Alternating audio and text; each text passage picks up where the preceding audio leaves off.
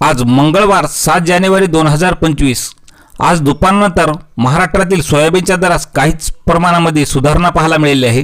पाहूयात याबद्दल सविस्तर माहिती।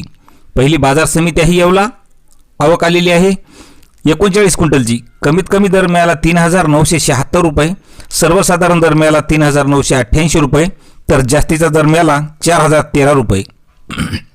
पुढील बाजार समिती आहे बार्शी, आवक आलेली आहे 1476 क्विंटलची।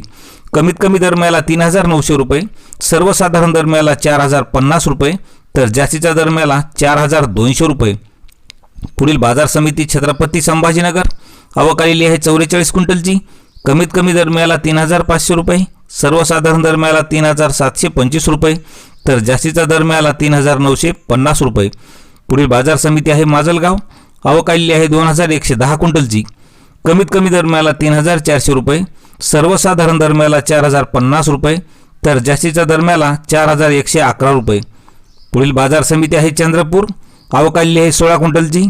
कमीत कमी दर मिळाला 3960 रुपये, सर्वसाधारण दर मिळाला 3970 रुपये, तर जास्तीचा दर मिळाला 3985 रुपये। शेतकरी मित्रांनो, असेच माहितीचे बाजारभाव पाहण्यासाठी चॅनलला सबस्क्राईब करा। धन्यवाद।